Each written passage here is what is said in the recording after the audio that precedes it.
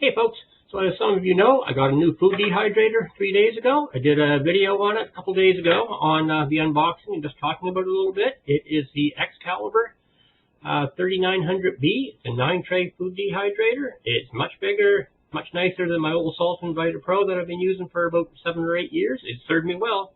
I'll probably end up keeping that as well, so I'll have two when I want to do a lot of dehydrating, put them both going. And yeah. So let's get at it. Let's get this dehydrator going and see how it works. We're going to do some frozen peas and carrots, so come on along for the ride. Let's go check it out. Okay, so it's time to test out my brand new Excalibur 3900B food dehydrator. I've got a 2-kilogram bag, or 4.4 pounds, of frozen peas and carrots, and we're going to try it out. So let's get at it. Hey folks, Joe here. So as many of you may know already, I got my new Excalibur dehydrator the other day, the 3900B. It's got 9 trays and I'm quite excited about it. I already did a video on the unboxing of it, that's already up. And today, I'm just dying to try it out, so nothing too fancy today. I went and picked up a 2-kilogram, that's 4.4 pounds, 2-kilogram bag of frozen vegetables. These are peas and carrots. I'm going to open this bag up and start loading up the trays, and I'll be back as soon as I get it loaded up, and we'll talk about it a little bit more. Go along in a second.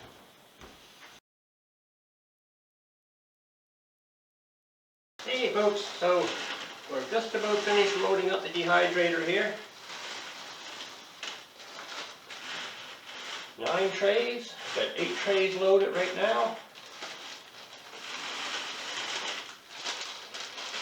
Probably get away with 7, maybe 8 trays instead of 9 for this, and throw something else in the last tray or two. I've got some frozen corn and some other things in the freezer here behind me, but we're just going to do this for now. So that is 9 trays, 4.4 pounds or 2 kilograms. We will weigh it when it is fully dehydrated as well, so I can tell you the weight difference and show you how it packs down. I did take photos of this as well as show it in the video, and I'll show the end product as well when it's packaged up. We're going to do this at 135 degrees Fahrenheit, and you may be wondering, how long is it going to take? That's a good question. We won't know until it's done. It does vary. It varies depending on the dehydrator you're using. This is the brand new one. My older one, I'd have an idea on that. This is probably going to be a little faster. It's a more powerful machine, better airflow, better design. When's it done? It's done when it's done. When they're completely dry, I'll check them every so often. No need to rotate the trays on this like I did on my old Sultan. And when they are done, I'll let you know how long this batch took. That doesn't mean it'll be the same for everybody or for every batch. It does vary. Humidity, all kinds of factors. How close together they're packed, how much you try and squeeze in there, lots of things. So there is some variety there. But after this is done, I will be back and we will talk about the rest of this all the way through. I'm going to put the cover back on, and bring this out here a little bit closer to the camera. Now we want to check the temperature settings. I've got it plugged in now. We're going up to 135, and it's a go. After this is done, I'll be back, put together the rest of the footage, we'll talk you through it, and I'll be back to do that shortly.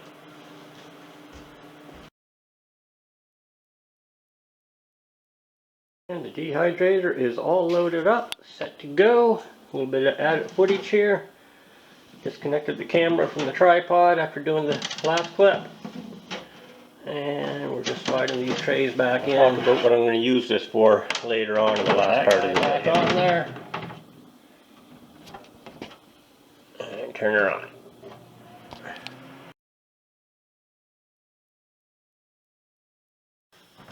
Hey folks, so we're back. The peas and carrots are all dehydrated. They're all dried out. I checked them a few minutes ago. Then I set up the tripod and camera.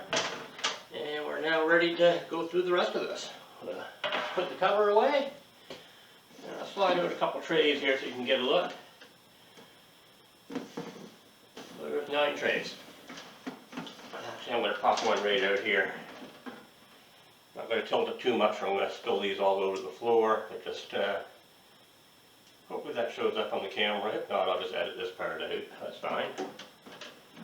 These took approximately 8, maybe 9 hours. Meant to mention in the earlier part, no need to blanch any of these first. They're all frozen vegetables and you don't need to blanch frozen vegetables. A lot of vegetables, if they're fresh, you blanch before dehydrating, but not frozen, you don't have to worry about it. I'm not going to get you to watch me empty 9 trays into this, so I'll be back when I get the load off of here and into here. So just hold on 1 second. Okay, don't go away. Hey folks, okay, so this is 8 of 9 trays. I've got 1 tray left here. I'm just going to pop this guy out, slide the dehydrator back out of the way a little bit. Roll these over towards the center. I'll show you why I'm doing this in a second. This is a little different from my previous dehydrator, which had the solid feeling trays. You just take the tray off, roll them up, roll them over, that sort of thing. I might edit that out. And now, sort of get them rolling into the center, and then I can just dump them right into my bowl. There's a few little stragglers sticking in the holes partially, just have to help them along a little bit. Bear with me.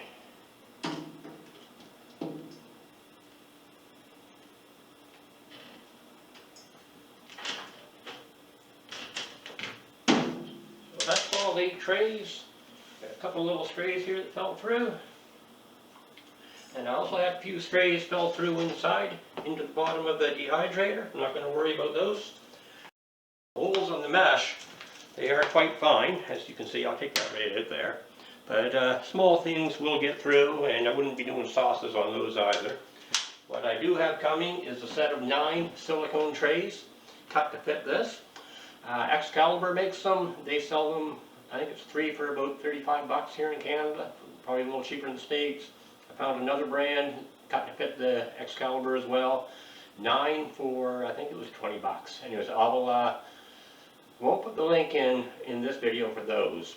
But after they get here and I try them in a video, then I will do a video talking about them and I'll give you the link. It's a very nice price.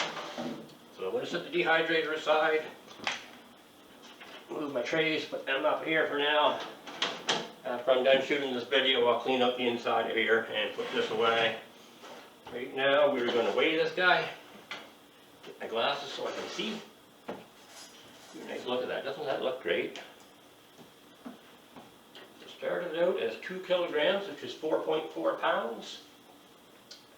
And we now have about 375 grams. So it went from 2,000 grams to 375 grams.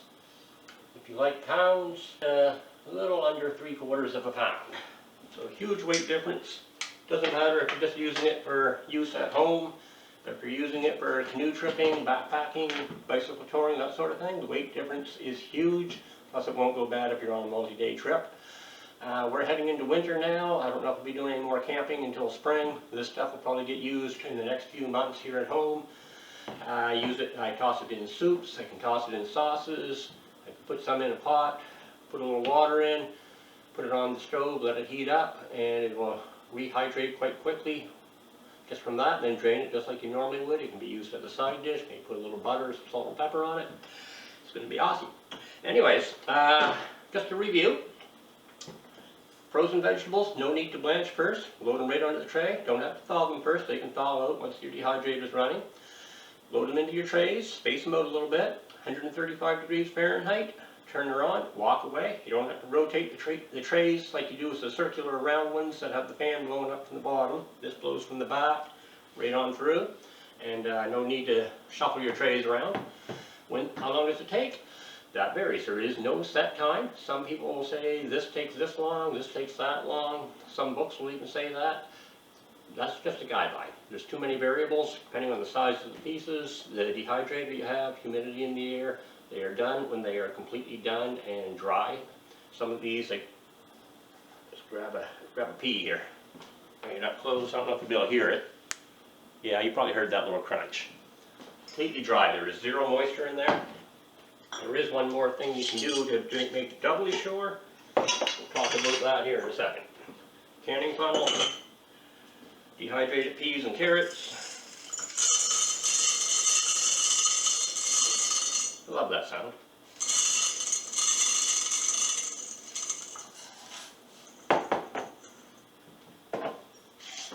2 jars is going to be more than enough. Yeah. For less than 2 jars in that great big bag of corn and carrots. Corn and carrots. I made that mistake yesterday once too. Peas and carrots. Keep thinking of corn because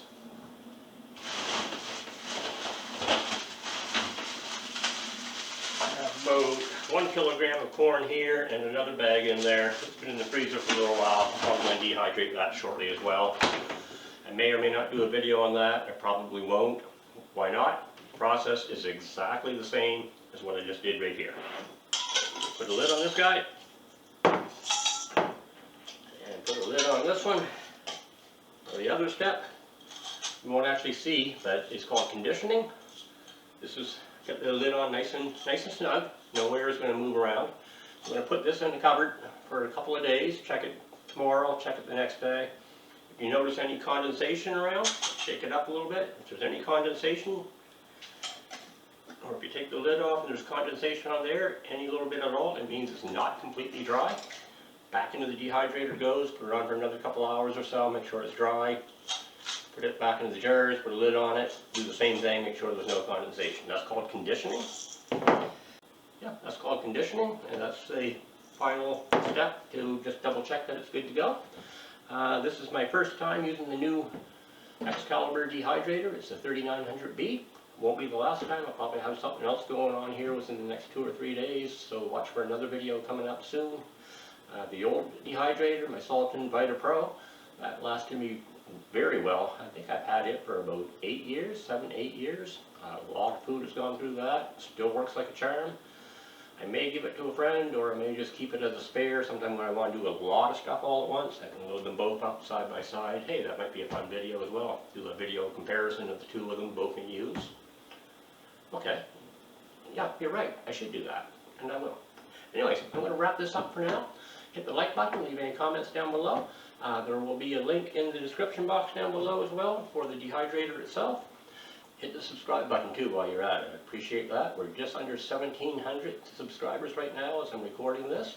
Last I checked it was 1,697, I believe it was. So we'll probably hit 1,700 today or tomorrow.